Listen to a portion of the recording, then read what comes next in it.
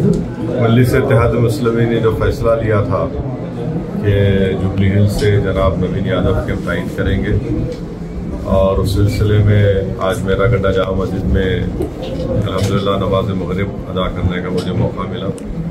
उसके बाद में हमारे मरहूम रुकने बल्दिया जनाब शरीफ साहब के उन तमाम दोस्त अहबाब साथियों से मेरी मुलाकात हुई, और फिर आज हम अब हमारे साबिक़ा रुकने बल्दिया सीनियर मजलिसी कायद जनाब जानी मियाँ साहब के साथ आए हैं। यहाँ पर मजलिस के तमाम ज़िम्मेदारों से हमारी मुलाकात है, और सबसे यही अपील कर रहे हैं कि जमात का फ़ैसला है, आवाम से अपील कर रहे हैं कि जुबली हिल्स में तरक्की के लिए, डेवलपमेंट के लिए यहाँ की वोटर्स बिला लिहाज मज़हब मिल्लत मिलकर एक नौजवान को कामयाब करें ताकि जुबली हिल्स में हम डेवलपमेंट करा सकें। पिछले 2 मरतबा 2023 और उससे पहले 2014 और 19 में यहाँ की आवाम ने जनाब गोपीनाथ को कामयाब किया था।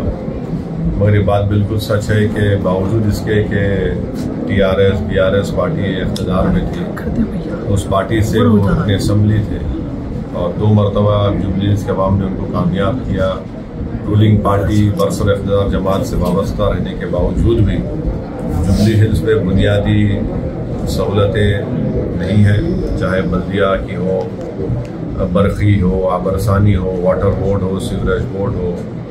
तो ये तमाम डेवलपमेंट के लिए हम उम्मीद करते हैं कि आने वाले असम्बली के बाई इलेक्शन में यहाँ की आवाम नवीन यादव को कामयाब करेगी, और हम भी अपनी कोशिश कर रहे हैं। और मुझे यकीन है कि जो 10 साल में जो यहाँ पर काम नहीं करवाया, वो अब तो एक बाई इलेक्शन है, 3 साल अभी इस हुकूमत को बाकी हैं।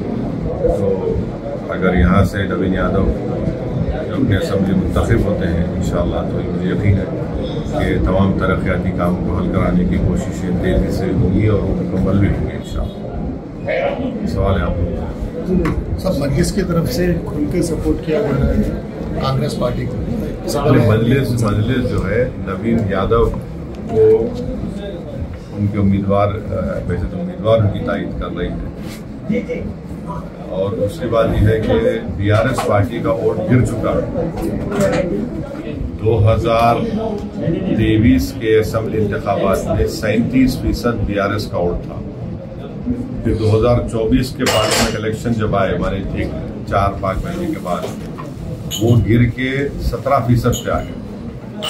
तीसरी बात यह है, आवाम को समझाने के लिए कह रहा हूँ कि सिकंदराबाद पार्लिमानी हल्के में जुबली हिल्स आता है, तो जुबली हिल्स के अवाम ने सिकंदराबाद की पार्लिमानी हल्के में जुबली हिल्स में BJP को कामयाब होने नहीं दिया। 1,08,000 करीब दानम नागेंद्र वोट मिले, जो किशन रेड्डी कामयाब उनको 70,000 करीब, और 16-17,000 तो खाली BRS कैंडिडेट पद्माराव साहब को मिले।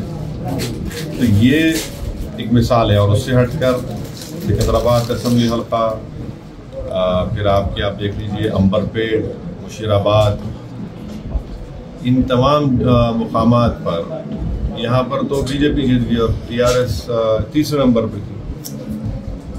नामपल्ली में एक ही हल्का था, और जुबली था जहाँ पर BJP को अक्सरियत नहीं मिली।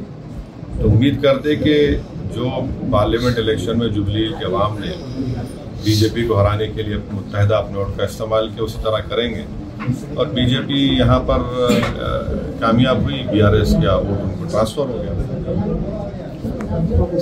यहाँ पे कांग्रेस, BJP और MIM नहीं लड़ रही है, BRS, BJP और कांग्रेस में मुकाबला है। तो कांग्रेस का मुकाबला किससे रहेगा सर, BJP से या BRS से रहेगा? BRS का वोट गिर चुका है, और BJP पार्लियामेंट के इलेक्शन आप देखेंगे तो BJP है।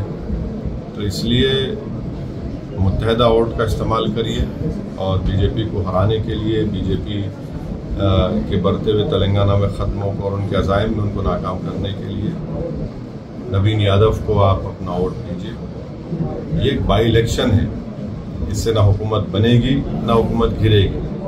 2028 जब आएगा, जब एक अलग फैसला लिया जाएगा, और अभी तो एक बाई इलेक्शन है, और जुबली का डेवलपमेंट बहुत ज़रूरी है। यहाँ पर बहुत स्लम्स हैं, नाम जुबली हिल से तासुर मिलता है कि अरे भाई बड़ा तरक्की याफ्ता इलाके सा नहीं, बहुत से स्लम्स हैं। और इस वार्ड में मजलिस का उम्मीदवार कामयाब है जनाब मरूम शरीफ साहब, शेखपेट से फराज साहब कामयाब हैं।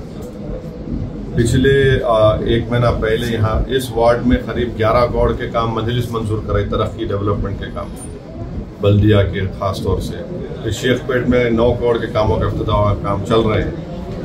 यार BRS पार्टी के पास वो क्या किए 10 साल में दिखाने को कुछ नहीं है, सिवाय इसके कि सिर्फ असदुद्दीन ओवैसी का वजीफा पढ़ रहे। असदुद्दीन ये बोले, असदुद्दीन वो बोले। अरे भाई, इलेक्शन में आपका MLA था, आप रूलिंग पार्टी थे, आपने क्या किया यहाँ पर वो तो बताओ। मेरे बारे में बात करना चाह रहे, बहुत अच्छा है, मेरे को आप बड़ी इज्जत से नवाज रहे हैं, आपकी हर जबान पर मेरा नाम है, अल्हम्दुलिल्लाह, ये बड़ी बात है, मगर दिखाने के लिए कुछ नहीं।